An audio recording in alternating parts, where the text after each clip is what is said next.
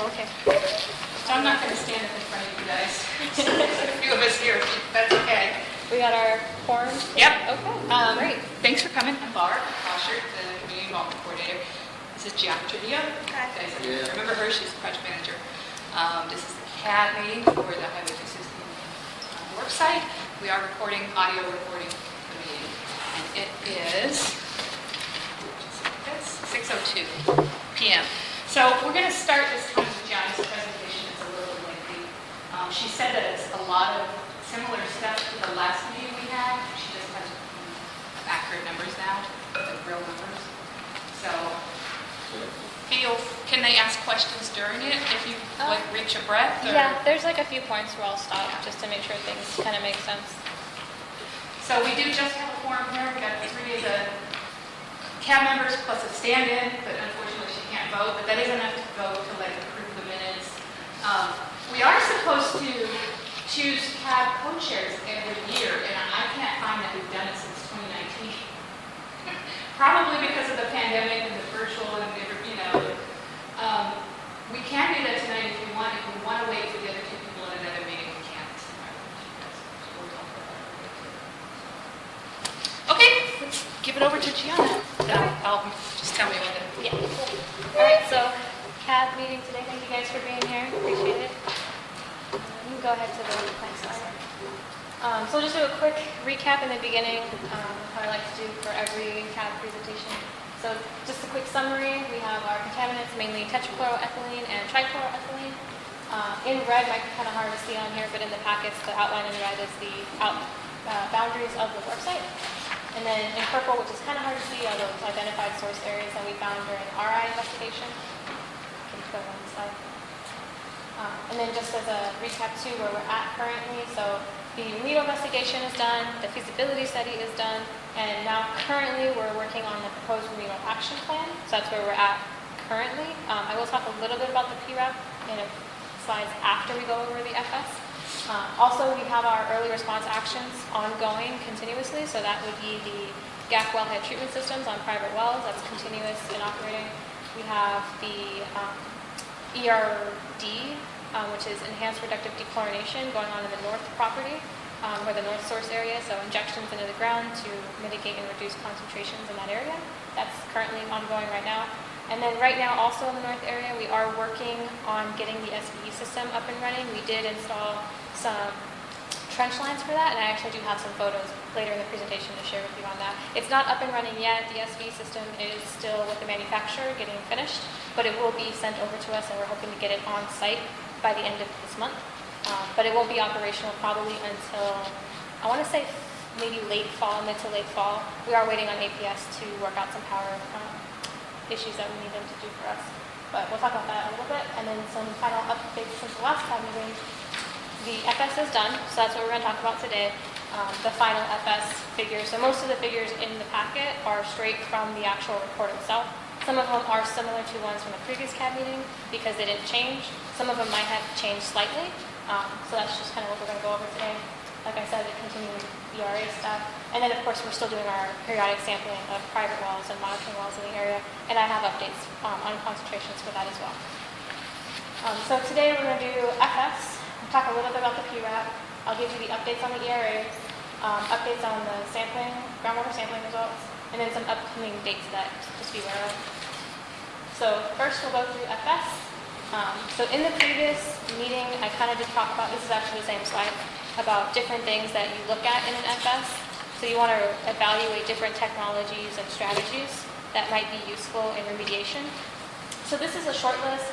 This is by no means a comprehensive full list, but these are some of the things that we did look at for this site specifically. So we'll see some of these kind of ones that we did choose, some of them that we didn't. So for example, we're going to talk about ERD, enhanced reductive dechlorination, the point of use treatment, the wellhead treatment, and solvent extraction, for example. Those are ones that we are actively pursuing. Okay, go to the next slide. This is just an example again to show you guys what these kind of look like. So starting from the top left, we have an SVE system. This is actually a larger contained SVE system. The one that we're going to be bringing to the site is actually in a trailer, and it's much, much smaller. So this is just an example of like a larger setup.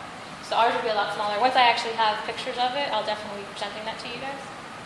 Our ISCO injection totes. This could actually work for ERDA as well if you want to mix your solutions in the totes and then gravity feed them through hoses into the wells.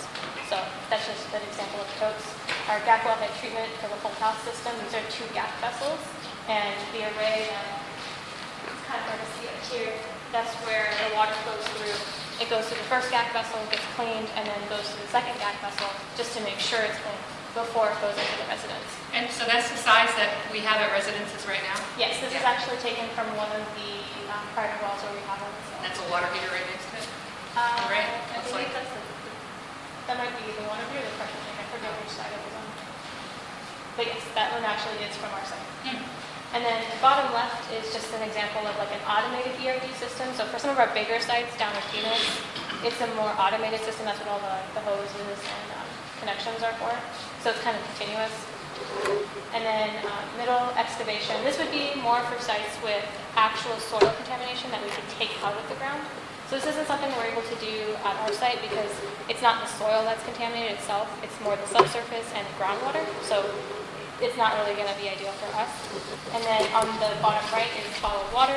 We have done this in the past. Currently, because we have all the Gathwell head treatment systems in place, we're no longer providing bottled water. But it is something that we can do if it's necessary to do. If we find that somebody has contaminated water and they need bottled water service, we can do that as quickly as possible until we get a treatment system in place for them. Next. So just a recap on the actual Plume Extents. This is the same Plume Extent that's, I believe it was at the end. Actually, I take it back. It wasn't at the end of the RI. It was between the RI and FS. This was updated on the website. So this is the current extent of the plume. And this was also the sort of concern. So private wells within these areas are potentially at risk, but not necessarily impacted. So some wells we have sampled in this area have detection, some of them don't, and they could be right next to each other. That's just the variability in the wells themselves, how they were drilled, where they're screened, pumping rates, flow rates, usage, that kind of thing. But these are the areas that we look at if we find any new wells or if well owners are interested in participating. We want to make sure they're within our boundaries and they're potentially impacted. So that's kind of the main focus areas that we keep an eye on. And periodically we'll kind of re-look and try to reach out to folks who we couldn't get a hold of or have rejected us in the past. Every once in a while I try to just go back and ask them again, just in case like they've changed their mind, or let them know we're still offering and if they want to change their mind in the future. Next slide. Okay, so this is a quick summary of Pce Detections. This one is, I believe, this is a figure in the FS, so it should also be in your packet. This one's color-coded, so that the red are the detections above 20 micrograms per liter, which is important because the standard for Pce is 5 micrograms per liter. So if it's in red, that means it's got concentrations above 20. Yellow is above 5 but less than 20. And then blue and white are below or not detected. So this kind of gives you a snapshot of the areas where we're seeing detections. And then again, you can see how it's sporadic, where in some cases you have some detections here, and then you have a really high one, and then you've got nothing in close proximity. So also why our monitoring schedule is quarterly, semi-annual, and annual with different wells, because depending on where they're located, we still want to sample them. Even though they haven't had detections, we just want to make sure that that pattern continues, and we're not seeing any issues coming up later. Next slide. This is just a recap on the north area for the soil vapor plume. So the soil vapor, again, is that subsurface area, so above groundwater but below the surface. And so this was detections during the RI. So this is like our area of interest for the SVE system. And it's not on this figure, but it should be on another figure. We'll have an SVE system in the back here, and it'll run lines along here, down the alleyway to the front, and then on the sidewall here, and then over to the front area.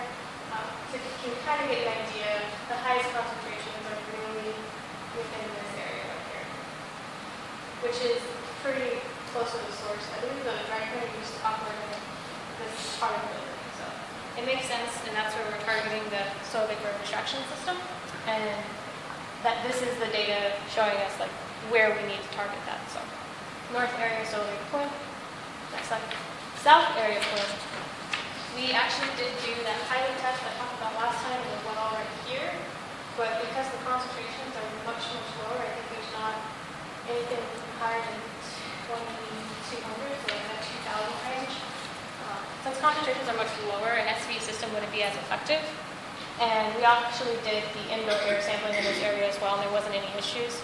So we're not going to pursue soil vapor extraction in the south property, but I wanted to show this map just to kind of still show why we're not going to pursue that and the concentrations. Yeah. Louder? Okay. Thank you. Next slide. So this is an example of the indoor air quality concentrations. This is in the north area. So this is also why we want to do soil vapor extraction in the north area, because we did see some detections indoors, specifically inside the part of the building that used to be related to the dry cleaning operation, and then also in some nearby residences. This is a residence here, and then this is a business, and then this is also a residence here. So we saw detections in both businesses and residences, so that's another reason why we want to implement SVE to help mitigate any vapor intrusion concerns that might be ongoing in this area. And then in the south area, as I mentioned, we did not see any indoor air concentrations of PCE, so we therefore do not need to pursue any soil vapor extraction system in that area. So pretty much taking all that information and putting it together into potential remedial actions, which are called remedial alternatives in the FS. So some of the things that we are definitely going to conclude in the various alternatives are going to be the continued operations of the Gathwell head treatment systems, and then soil vapor extraction in the north, the enhanced reductive dechlorination. We want to do that in the north and in the south to treat groundwater specifically, and then monitor natural attenuation for just general monitoring across the site and all the wells that we have, the private wells and the monitored wells. And then also we have contingencies to add additional treatment systems if needed, and then or an alternative water supply. So we have talked with City of Cottonwood that, you know, if there's a potential that maybe we could do a city connection to the water, either existing or tie somebody in, we can do that. So that's also an option as well. So these are some things that are outlined as in the alternative remedies in the FS. And so the way it's kind of set up there, they all kind of include some of the same things, but some of them may include more expansive networks or systems than the others. So there's always the no option approach, but for this site, we're not even considering it because we have impacted private wells, so we have to do something. For the reference remedy, we were looking specifically at source control with SVE and ERD, plume remediation with the continued Gathwell treatment systems on the private wells that exist in the area, monitoring, of course, to check on everything, check on concentrations throughout the area, and then our contingencies that I mentioned will be included in that option as well. There's also a more aggressive option that we outlined. The only difference between the reference remedy and the more aggressive option is that there would be an expanded ERD area. So it'd be the source area and then potentially properties in that vicinity. So not necessarily properties immediately adjacent, but like properties across the street. We could do ERD potentially, depending on access. That could be an option to do ERD a little bit further away from the source as well. Essentially, that's the only difference. Other than that, all the other options, SVE and monitoring and the contingencies are all the same. The less aggressive is also similar to the reference remedy, except that it doesn't include ERD. So it's more of looking at the soil vapor extraction system, doing that to mitigate vapor intrusion and the source area concentrations, and then also the plume remediation in for the Gathwell head treatment system. So that would still happen, that's still ongoing. And then the monitoring and the contingencies, so it just doesn't include ERD. So it's more of letting things attenuate naturally, because the PCE will kind of degrade down to TCE on its own. It'll just take a lot longer, which kind of makes it a more expensive alternative, because if we're not actively doing a lot of work up front, it's a lot of monitoring over a longer period of time. I forget, is there a slide in here explaining again what ERD is? Yes. Okay. You can go. All right. So those GAC wellhead treatment systems, this is a figure in the FS. There's another figure that we have that we use in the presentations that also shows the same thing, and I'll show it again later, but this is the one we use for the FS. So it just gives you an idea of where the wellhead treatment systems are, and as of May 2021, these represent the concentration. So if you see where red is, again, those are concentrations above 20, and then yellow are concentrations above 5, and the standard is 5, so all of these concentrations are above standard. So these all have GAC wellhead treatment systems, they're continuously operated, and we'll talk more about that later when we talk about the updates for the GAC wellhead treatment systems as well. This is the Conceptual Sve Design. So at the time of the FS, this was the proposed conceptual design. It has changed a little bit since then. So when we get the PREP finalized, we'll have an updated sort of design of what it is currently, because we have drilled some of the wells, we have put in some of the trench lines, and then there are some wells that we didn't include that we had intended to include, but a lot of that has to do with access limitations on what we were able to drill, where we were able to drill it, and which wells we were able to tie into the system. But essentially, this is what I was talking about earlier. We have we have the areas in the front that we want to extract from, and the areas in the back, and then some tie-in wells around the area to help mitigate those concentrations that was in the north area, soil vapor plume that I talked about. So this will help us kind of target that area. Next slide. So this is the ERD sort of proposed area. So we have a lot of wells in that north source property, and the ones in green are proposed as injection wells, and then the ones in white are proposed as monitored wells. Monitored wells would be wells we just continuously take samples from to see what the concentrations are. Because the idea with ERD is you inject in a well and then you monitor after to see the concentrations declining, and they'll decline from PCE to TCE to Cis1 to DCE to VC to ethene. And ethene is where we want to get. And I think I have a slide on that in a little bit as well. Go to the next one. So south area, same thing. This is the proposed design for ERD. So in this one, we have 4 wells, 9, 10, 11, and 12 that are proposed to do injections in. These wells have not been drilled, so these wells do not exist at the site. And we're currently still trying to figure out how we want to pursue this. At the time this was finalized, we hadn't received access, and currently we don't have access to the property to drill any more wells. So that's something we're going to reevaluate to see if we want to try to pursue drilling more wells, or evaluate the wells that are there to see if they would be effective. But the less wells you have for ERD and the less monitoring you have down gradient, it's hard to tell if the process will be effective or not, because you really need your injection well and then a down gradient well to know if that was effective in reducing concentrations. So we're still looking in this area, but this is the proposed outline for ERD in the south area. Next slide. The more aggressive, as I mentioned, pretty much has a similar plan as the reference remedy for the north source area.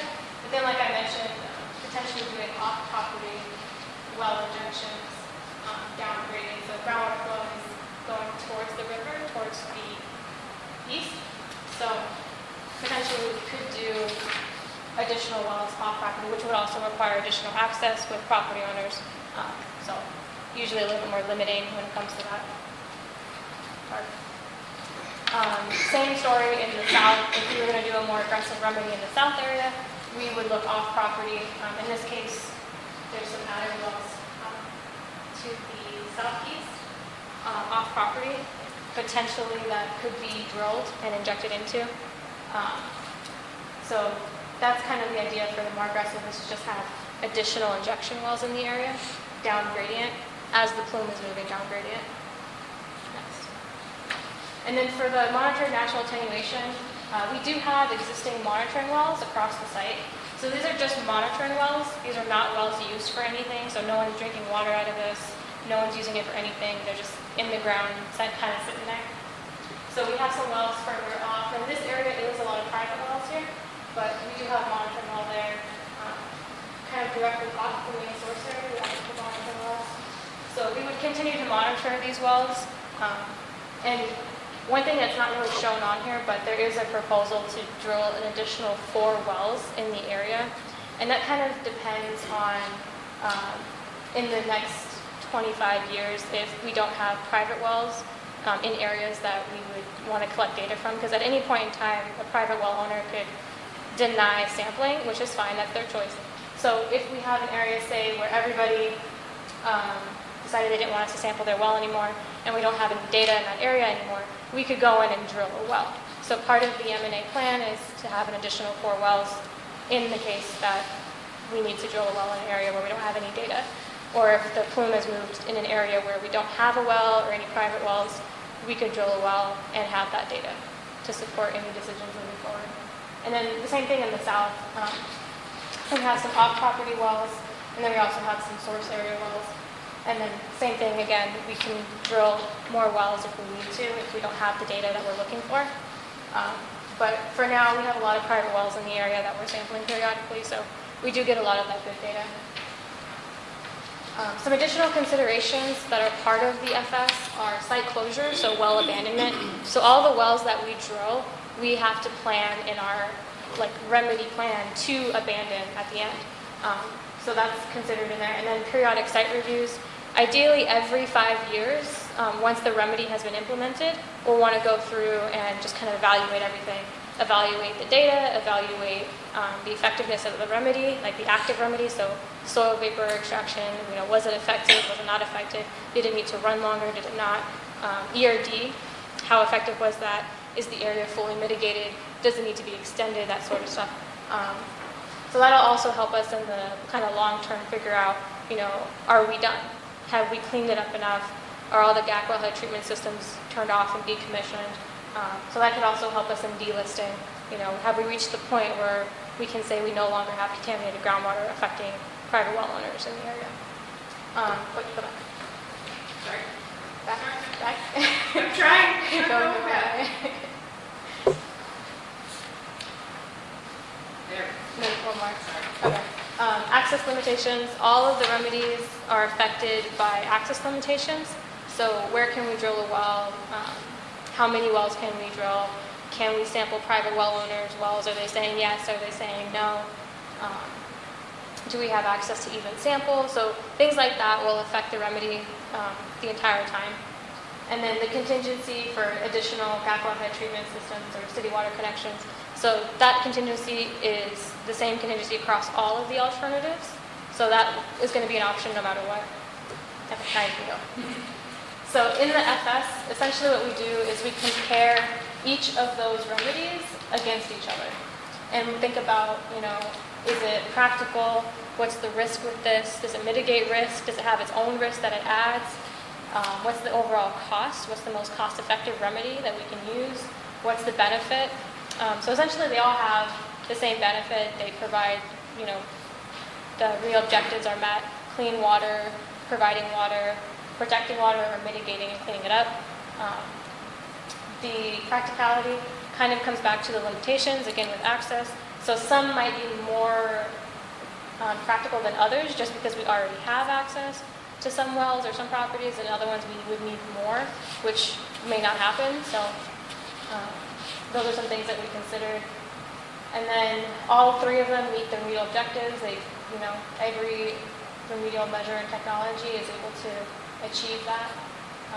So ultimately what we do is we look at all these and figure out which one is the best that we can pursue. And I don't think I have a slide for it, but we ended up choosing the reference remedy as the best one because it balanced meeting the real objectives and then the cost and then the limiting factors weren't as extensive as the others. So that was the one that we ended up proposing in the FS. And that is one that will be kind of expanded upon in the PREP that we are still working on. Now you can go to the next one. So this slide, actually, because it's a little dense, we made a separate copy of it so that it's easier to read later if you want to compare all of the choices that we looked at for you. So that's why you have a separate copy of this slide packet. Okay, so this is going to be the part where I go into the PRAP, but before we get into the PRAP, did anybody have any questions on the FS portion? FS figures, FS slides? No questions? Okay. So the PRAP is what I'm working on right now. It's currently in progress.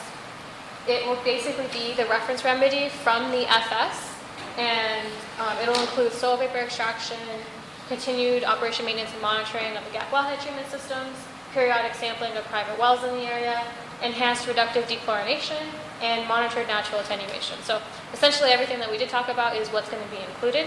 It's just the specifics and the details of those different remedies is going to maybe be a little more clarified or slightly modified from the original FS based on some current information that we have.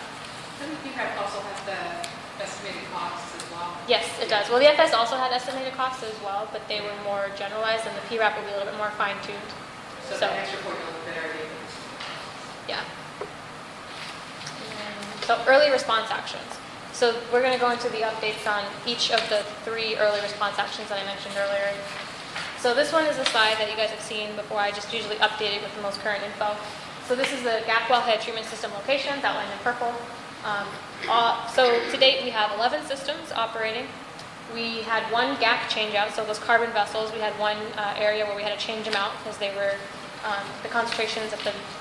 So I guess to kind of go back, the first vessel of GAC and then the second vessel. We have the second vessel as a backup to the first one, but we monitor concentrations between the 2 to see when we need to change them out to make sure that at no point concentrations from the influent, which is contaminated water, get to the second vessel or to the resident.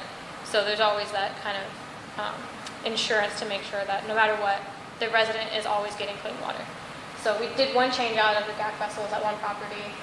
We did complete 4 quarterly sampling events as of May 2022.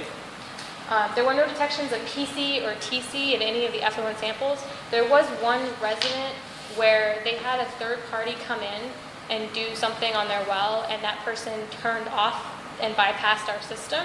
So for a short time, there was somebody who had water going straight from their well into the home, but thankfully we were able to catch that and get it corrected quickly, and now there's no issue with that. So hopefully folks understand, like if you're gonna have someone go inspect your well, maybe give us a call first or let us know, or just make sure they put it back or don't touch what isn't theirs. But yeah. So effluent, that means the water that's coming out of the treatment system. And then, so here's a picture again of our treatment system. This is just the setup of it. So the first vessel and the second vessel is what I mentioned earlier. So it's always run in series. So no matter what, water is going through both to make sure that it's clean before it gets to anybody. And the next one.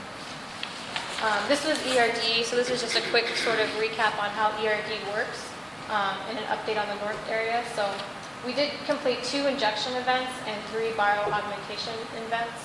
And I think in a previous email update, there was a better explanation of kind of what the difference was of substrate injection versus bioaugmentation. But substrate injections are essentially the food for the microbes so they can proliferate and do their job, which is actually break down the contaminant down to from PCE to TCE to cis-1,2-DCE, vinyl chloride, and then ethane. So the microbes will naturally do that, and so we're just basically trying to promote their population to do it in the area. So that's what the injection does. It gives them substrate, so it gives them food to proliferate, and then bioaugmentation actually adds more microbes into the groundwater. So we did 3 bioaugmentation events, and I guess to clarify, it's 1 per well. So there's certain wells that are already on the property, and so we do an injection event or a bioaugmentation event in that 1 well. So not all the wells are done at the same time. It's kind of done as an as-needed basis, or if the well was newly added into the system, we'll put some substrate in it, or we'll do microbial injection depending on what's needed for that well. But that picture on the bottom is just an example of what that looks like. Again, we're using totes at the site, so you might see totes with the mixtures in them running a hose down gravity-fed into the wells, and that's how the injection works. And then this was the most recent work done in the north area. So these are pictures taken just a few weeks ago now. So we had trench lines run in, we had vaults installed so we could get the wells tied in. And then also what's good about having the vaults is if we need to turn off a line or turn on a line, that can be done very easily. So you don't have to go digging it up again. It's already vaulted, so you can just open the vault, turn it on, turn it off if you need to. So right now we have it set up to do 8 extraction lines, but I know for a fact that 2 of the wells were not drilled for access limitation reasons. So we still have them like potentially available if something changes and we can get access. So it's already done and we don't need to re-dig up everything again. We'll just have to do a connection at a different point. But the system will plan to have 8 extraction wells in it. And then this is just a photo in the front where some of the existing wells were tied in and they were trenched and brought to the back of the property. And then kind of afterwards we want to make sure that it looks okay and that it's patched, although it could be a better patch. So we always try to make sure that the surface looks better or as good as when we started the work. So. And then groundwater sampling results. So unfortunately, the labs right now across the state of Arizona and actually out of state are having a lot of trouble getting data back to us. So I wanted to have the May 2022 results presented in this presentation, but unfortunately I just got them this morning and we took samples in early May. So they were very, very much delayed. So I don't have them in this presentation, but I will have them in the next one. So similar to previous presentations, these are color-coded. Red is above 5, yellow is below 5, but there was a detection, and then green is non-detect. So again, you can see it's a little bit kind of all over the place. There is a lot of yellow, so there's a lot of detections in the area, a few kind of hot spots with the red, and then I think on this one, the greens are kind of in kind of odd places. You have some non-detect wells here and here, one right next to wells with detections. So again, kind of sporadic, but the highest concentration, I believe, was 137 up in the north of Aspen. That is a system, that is a well that has a GAC system on it. So the majority of the ones in red have GAC systems on it. I think in this one, there's only one that doesn't, and that is because the property owner does not drink that water. But we always check with them anyway. Every time we get a hit, we always want to just reconfirm that with them. Hey, you have detections, the water is impacted. Are you drinking it? What are you using it for? So we always get that confirmation every single time. If he wants to drink the water, then we can move and have either a city water connection or a Gathwell head treatment system. I think for him though, because he has crossed the Cottonwood ditch, he would only be able to get a Gathwell head treatment system. We wouldn't be able to do a city water connection for him. So in the south area, we have a lot more non-detects, but we still do have a couple interesting areas off of, I think it's Mingus. Mount Mingus.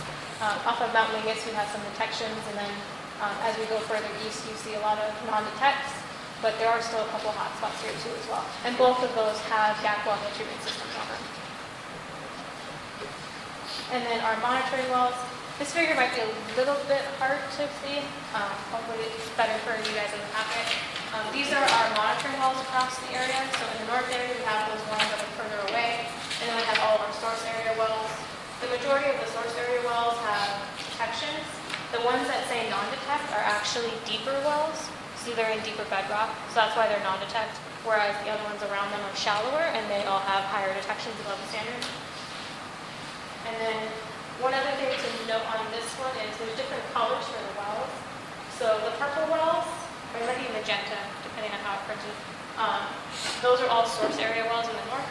The blue ones are off property, so they're further away. And the black one up there is actually one we snagged from our friends over in the UST program. They investigate fuel releases in groundwater, so they had drilled some wells in the north, so we were able to use that well to get a sample in the north area. South area, similar. Our source area wells are in purple and or magenta, depending. The black actually are UST wells that our friends in UST have. There's actually a site right next door, and they are working on a fuel investigation, but they're actually actively remediating as well. So we might have some updates on some progress that may actually be beneficial to us in the south area. And then our monitoring wells off property in blue as well. And so some important dates and contact information. So the feasibility study, the notice was done on April 4th, 2022. Upcoming, we're going to do our proposed remedial action plan, hopefully in the fall. So this coming fall, I hope to have it finalized and out. This will have a 90-day public comment period. So this is when we definitely want to hear back from you guys, comments on it. If we could try to get people from the public, I'm probably going to reach out to private well owners and let them know that it's available, and then this does affect them, so I want them to be aware of it. If you guys know or have wells, definitely take a look at how you think it might affect you, because this is something that will be the official plan moving forward. But it is also an opportunity to comment on it if you think something's not being addressed, or if you find an issue with something. There will be a 90-day public comment period for that. We will have a CAB meeting during that time frame as well, so there will be an opportunity to comment at the CAB meeting, as well as any time during that. We usually like to have them about midway through, about 45 days in or something like that. So there'll be plenty of time to look at it, come to the meeting with questions, and then after the meeting, formulate any additional comments or questions. Do we have any idea when? Fall of Okay. 2022. That's what I'm shooting for right now. Okay. And then by then, all ERAs should be fully implemented on site in the north area, and then the Gathwell head treatment stuff will continuously be ongoing throughout that whole time. So hopefully by the next meeting, we'll also have some data to share and some progress on the soil vapor extraction system in the north area, and then I can get some data, like actual, I want to get some figures and graphs for you guys to just visualize the reduction in PCE at the source area in the north. You can see like the concentrations we started at, and then where we've gotten to now and what concentrations we're seeing, because ideally it'll start trending down. And that's what I want to be able to show you guys in the next meeting. And then I think that's all I had for updates and current data. Like I said, I didn't have the May 2022 data, just got it. So for those of you with wells, I will be sending you information on the wells that we just got sampled shortly, within the next week or so. Or I'll be calling you if there's an issue. But I wasn't able to get it in this presentation, unfortunately. And then I think that's all I had. If anybody had PRAP questions. Can you explain the black shaded wells? Yeah. So the black shaded wells are UST wells. So it's a different program, but they are overseeing a fuel release investigation. So there used to be a gas station there, and they had a release, so they put wells in to monitor that. So I pulled some data from their latest report to include on our slide, because some of the wells did have PCE in them and some of them didn't. So I wanted to show what the data was from them. You're saying UST? UST, so Underground Storage Tank Program. Say it again? Underground Storage Tank Program. So those are their wells. It's not in the WQARF program, it's completely separate. So I can't really do anything with those wells, but I can kind of pull the data from them. So they periodically will sample, and I can get that data from them and include it in our evaluations. So it's a good source of data, but it's not necessarily additional wells for use at our site, because we don't own them. Is it a state agency doing that or private? It's private. So the state will oversee them, but it's actually the former gas station that's conducting it and paying for it. So they own those wells, we don't own those wells. It's a Verizon store now. Gas station's not there. Yeah, it doesn't matter, because sometimes the gas stations close down, but the investigation and the cleanup of that is still ongoing. So even though that they're no longer physically there as a gas station, the contamination from them is still there. If you go on site, you'll see the actual markings where these wells are. Yeah, you can see there's going to be vaults, and they'll have probably a triangle. They might be white with a black triangle if they did that vault cover. But you'll see on the ground there'll be usually like a concrete circle or square with a vault on top. And those are those vaults. And they have some remediation in the back. If you're looking at the Verizon store in the back left-hand side, they actually have I think something it's an SVE system that they actually put in for the fuel-related VOCs. Yeah. But I don't know if that's still operational or not. That's nothing to do with ADEQ. It's overseen by the program that ADEQ has, but it's paid for and operated by the former, I don't know who the owner was of the gas station, but whomever that was, they're the ones who pay and operate that. So, not our program, but we can still use their data. So what was the Cleaver you went over across this street? Are they, On Aspen, yeah. Maine and across Aspen. Maine and So, they shouldn't have been across the street. They should have been on that property, on the source property. Mark, do you want to go back a couple slides, actually? Let's start here doing something else. Can we have your programs? Keep going, keep going.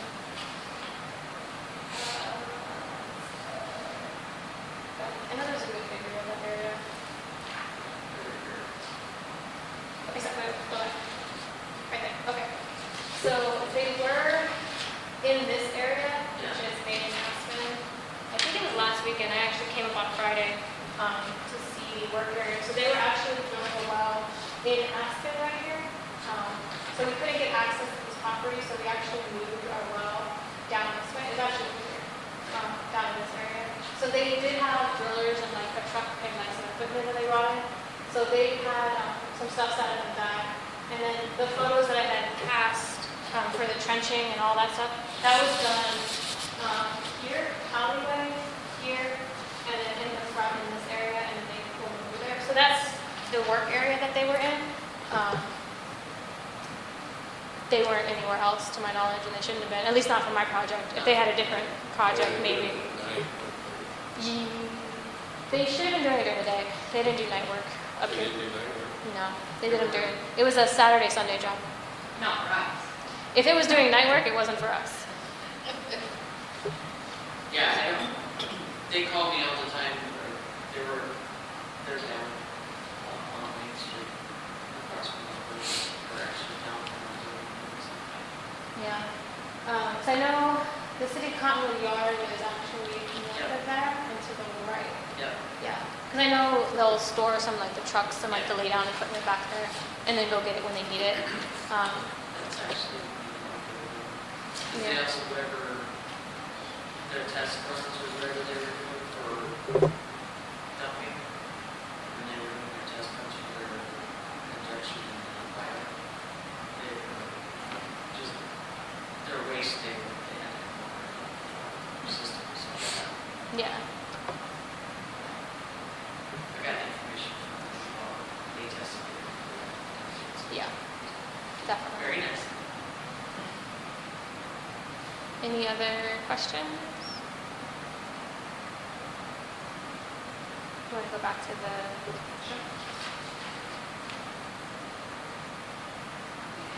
Yeah. Oh. So do you have any proposed time period, is that going to be in the ERAC? The length of time that this is? Yeah, so that's a good question. So I think in that handout, it might have the time frame with the cost, but the reference remedy, which was selected as the proposed remedy, which will be in the PRAF in more detail, is estimated for about 25 years. So that includes 25 years of continuous GAC operations, 2 years of SVE operations. So once we get that up and running, we're expected to run the SVE system for about 2 years. And then ERD is estimated for 5 years in the north area and then 5 years in the south area once they're started. So if it gets started, 5 years from implementation.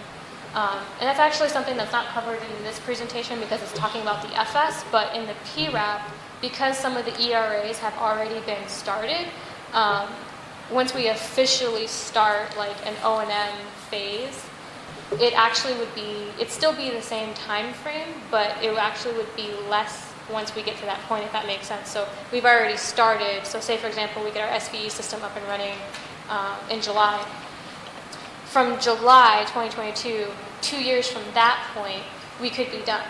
But by the time we have our final like remedial action signed and approved, it might be already have ran for a year. So then we only have to run it for 1 more year officially in O&M phase. So it's just kind of a formality in the phase, but Once it's up and running, it's expected for 2 years, ERD 5 years, O&M on GAC treatment systems 25 years. Monitoring in the area, we're going to do it for the same time frame that all the GAC treatment systems are running, so 25 years. And I believe that covers all of the remedial actions and measures in the... In the full report online, it talks about that the north side, which started right away, what we're talking about. It says that the south side, you're not going to start for 5 years from now. Why is that? That's actually due to access limitations. So as I mentioned, we didn't have access to the south area, so the wells that I had showed in the proposal, I mentioned they weren't drilled yet. Those were the wells for the injection. So we don't even have wells on site for injection, so we can't start that yet. And so we're kind of over conservatively estimating that it might take us 5 years to get the access we need to do the injection wells to then actually start that process. So that will depend on access in the south area. And like I said, we were reevaluating that as well to see what we could do in the meantime. If we can start sooner, we'll start sooner. But that was kind of an over-conservative estimate for the delay in access and how long it'll take us to get that settled, to actually get that So started. if we never get access, what do we do? We never stopped trying to get access. Well, yeah, I guess that's what we do. Yeah. Because unfortunately, so that's the thing too with the source properties. Source properties will always have contamination unless we can go in and clean it up. If we can't go in and clean it up, the source property will continue to have contamination, property owners, depending on how they feel about it, if they want to sell, they can sell, but they have to notify folks that that property is part of a WQARF site and there's contamination on that property. So if a new owner comes in, we can let them know, like, hey, we are willing to clean this up, no cost to you, but you have to give us access to do it. And sometimes a new property owner might come in and be willing to do that because no cost to them, and we can usually do it before they redevelop the property or, you know, before they change whatever the functionality of the property is. We can try to get that done before they do anything with it. So it kind of sucks, but we keep trying. We do our best. We reevaluate and see what we can do instead, but a lot of times we just kind of have to periodically check in. It's like with the private well owners, the ones who say no or reject us, I'll still go back and just every year, once a year or so, just check with them. Maybe the property owner changed, maybe they changed their mind, or they got more information from folks who, you know, have a system. They're like, yeah, we're drinking clean water now, and it's great. So something I always try to revisit with folks for I mean, access. sometimes people agree verbally, but we can't do it until it's signed. Yeah. And getting stuff signed sometimes we go back and forth. So do you know how many well sites, how many people you talk to who haven't, is there a number of people who haven't said, Who haven't, so like for private well owners? Yeah. Yeah, so I don't believe it was in the FS, but in the PRAP there actually is going to be a table. It won't specifically call out any home address or anything like that, or any names. All the wells are given identifiers, but it'll list how many have basically rejected sampling. So we are aware of the well, we know where it's located, but we have been given a verbal declination of sampling, so we just keep track of it, just keep it on our radar. We try to idea. I think it's around 5 or 7. It's not a lot, but there are folks who have said no. Yeah. Any other questions? So as Jen said, after this report, she's working on the PRAP, proposed review action plan, she was around the fall. Following that, there's another report called a record of decision, sort of final, like, yes, that's it, we're putting it in Excel, and we're just going to sign it, you know, this is the start of things. Do you think we get that done next fiscal year, or? If I can get the PRAP done, yes. Yeah. Usually it comes pretty quickly after the PRAP, so if the PRAP comes this fall, then by next summer, hopefully maybe we have The rod, record of yeah. decision signed. And then, so I guess I didn't mention either, so all the comments that folks make will be documented and recorded. It'll be included in a response summary, finalized with the ROD. So in the final decision, we'll respond to comments and questions that people had on the PRAP.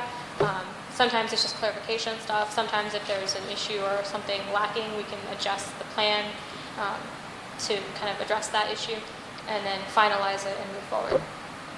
So once it reaches that point, the ROD, or the record of decision, then we go into what we call the O&M phase, the operation phase. So we're going to operate with all the systems that she talked about. We're going to maintain them. We're going to pivot if we need to, with any of the contingencies.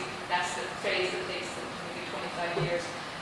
So we'll have, in terms of like a community advisory board, the board can stay active as long as the site is active. But following the release of that ROD report, there's no real major reports coming out. We'll issue some operation and maintenance reports every now and then. But typically what we do at that point is we'll have one meeting a year in the community to say, here's the update, here's how it did this year. We can have more than that, but we would do at least that.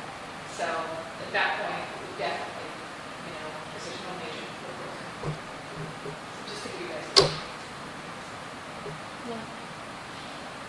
good. Okay. Well, I unfortunately cannot pull up the rest of the documents on the screen, so I'm just going to leave it for a second. Okay. Have a seat.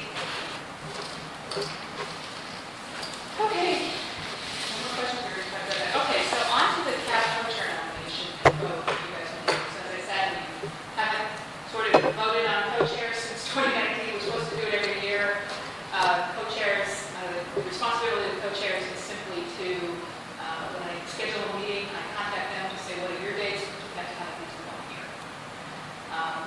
And then they get, you all get the advanced materials to the meeting. So there's no real extra responsibility. We just sort of coordinate it to the meeting. People who are already co-chairs can stay co-chairs forever if they want, and if you all want. Tell me. But we are supposed I to. thought we just leave them. Yeah, We are supposed to. they're doing a good job. We'll just leave them there. Yeah, we're supposed to have an official vote every year. So, if you do want to table it until we have the other 2 here, that's fine. But we do have 3 here, we can take a vote and make it official for the next, year if you want.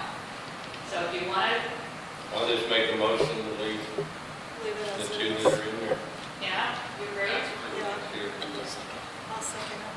All right, and all in favor? And if they don't like it, That'll teach Bill not to be here.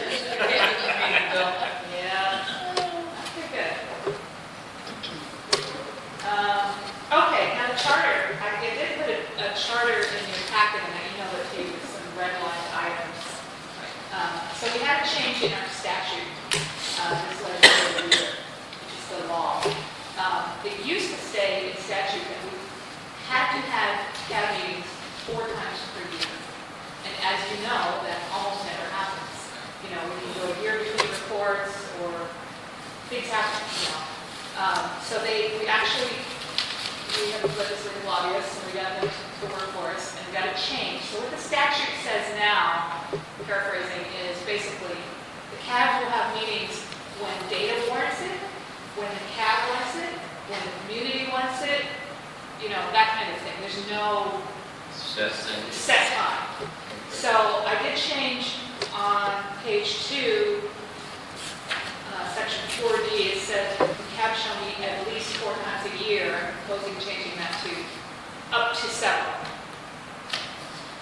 I didn't know how to word that more generically. Very good. Because we don't even want to say a minimum of 1. Right. Because we do have CABs where we've met 2 years. There's really nothing going on. So I really wanted to leave that generic. So that's one change, and we'll just go through the changes first. The second one in section E, this is something we actually agreed on at a previous meeting. It says agenda topics are given to the co-chairs no later than 2 weeks prior to the meeting. It used to say 4. We actually agreed at a prior meeting to revise this, but we never signed that charter. So I just need to make sure it's still in this one if you guys agree with it. I honestly don't know if we do it 2 weeks ahead. We can, but sometimes it's 10 days ahead. And then the very last one,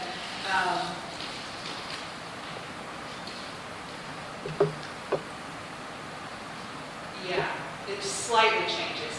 So it used to say, for termination, section 6, it used to say, this charter will remain active until the Highway 260 and Main Street site signs the record of decision. You guys will sign the record of the charter will be terminated and the CAB disbanded. So we've changed that slightly to say this charter will be terminated when the site has met the remedial objectives as outlined in the record of decision, so that's 25 years down the road, or if you guys want to disband it. So 10 years on, it's kind of slogging, you know, we don't feel the need to have an official CAB, we can disband it at any time. So those are the changes that we felt like needed to be made and should be made. If you agree, we can take a motion in a second and vote, unless there's something else anybody else would like to edit on this. You've got a chance to look at it. Or you don't want to change it at all in this way. We do have to change the I'll just move to do it, accept it with the changes that you've got. All right. Okay, all in favor? All right. One second.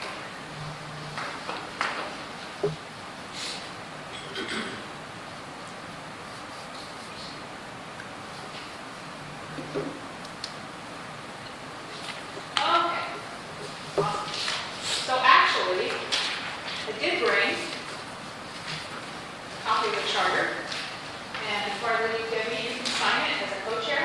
Sure. And I'll sign it, and then I will email you guys a signed copy. Sure, and we're supposed to review the charter every year. It's not necessarily supposed to review it. That'll be good. And the very next thing is last meeting minutes. You should have gotten those in your packets. I don't know if you got a chance to look at them. They're the minutes of the last meeting. If you did look at them, if there's anything you need to comment on or change, or if I got anything wrong, or there's typos, this is when we would change it. Quick look at those.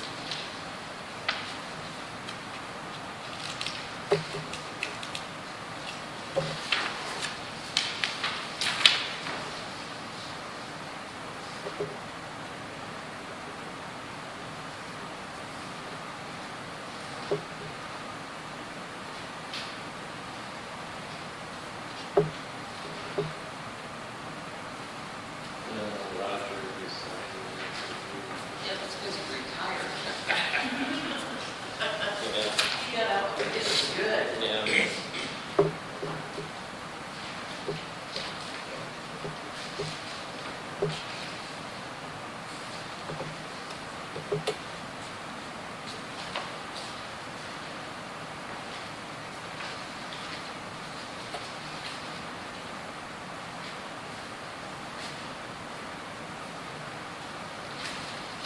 I'll make a motion to accept them as written.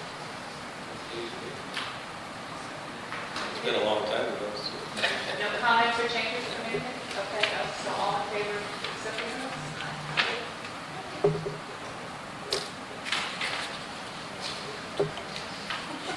Can remember that long ago. So we already talked about, you know, what's going to happen in the future, you know, when time frame is going to happen.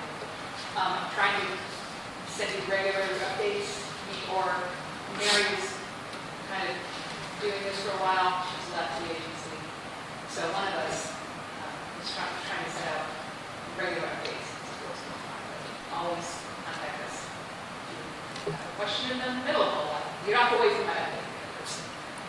Do you ever, or kind of get something put on the next agenda, especially Bill, with the thing for Bill is getting more community members? And I know, Yeah, our good luck. community. Yeah, it's been tough. I know. We did talk to the Realtor Association, I forget what it's called. Oh, yeah. Came up here last fall, did a really good presentation. There were a lot of people that were really interested, seemed to enjoy it. When we do that, it's like we go to that for once a year, so we encourage them, you know, the smell of people. Yeah, it's been tough. I mean, the pandemic really stopped all that. So now we're getting back into working, you know, brainstorming ideas and trying to get people more active. We lost Mary, so we were down me and my manager, but we just hired somebody else. So some of it has been capacity for, you know, employees and the time we have to get out in the communities. But yeah, this is, I know that's important, and we have tried. We make calls, we send out mass mailings, we, you know, and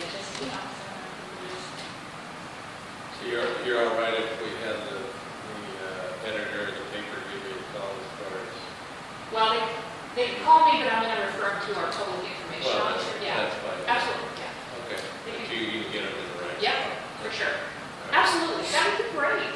The problem is that we can't call them Right. and say, hey, we have a story for you. Okay. And I know Bill was kind of wanting us to call people, we can't call people. Right. They can call us anytime. Well, my wife knows that pretty good, so I'll Good. I'll have her give you a call. That would be great. Get the ball going. That would be absolutely great. Good way, and if you guys ever think of anything else, if you need to let us know, because Why can't you go over there? we aren't allowed to speak to the press. We have one dedicated person in our agency, the public information officer.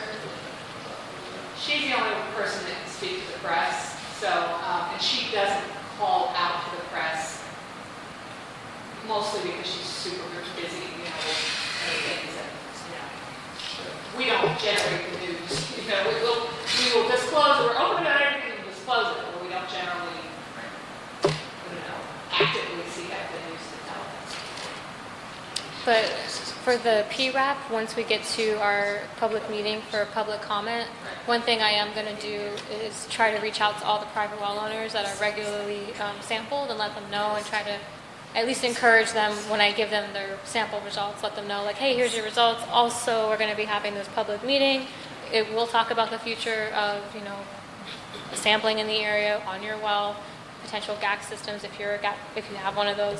So that's something that I am planning on doing as well, is to try to let them know when I give them their results that there's going to be this meeting, and I am encouraging you to attend or participate.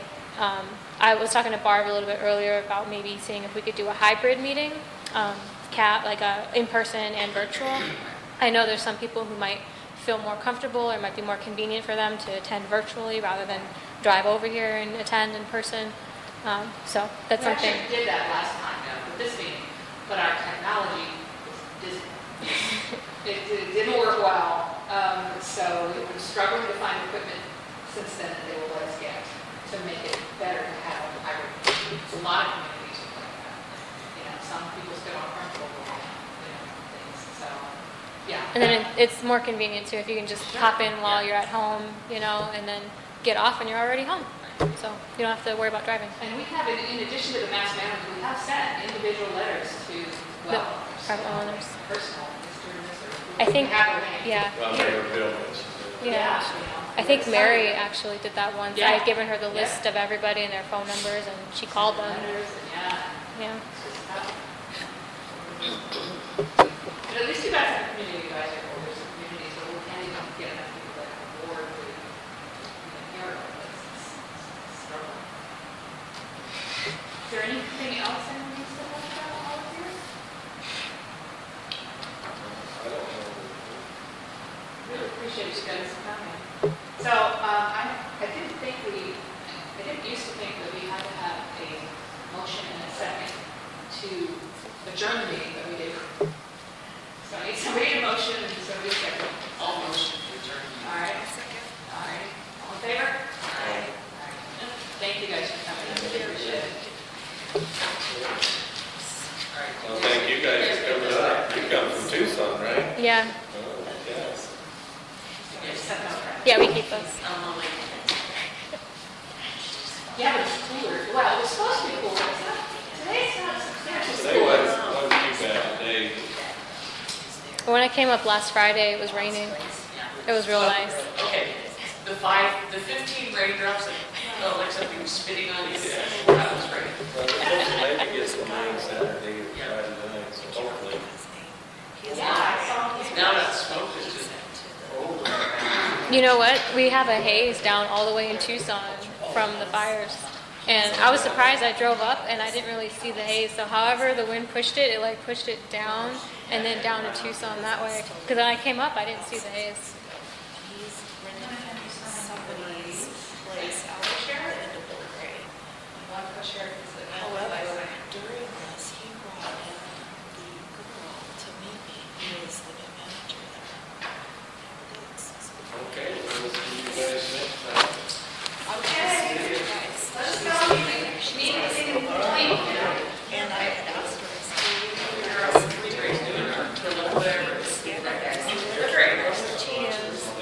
I always call them Calibri as well.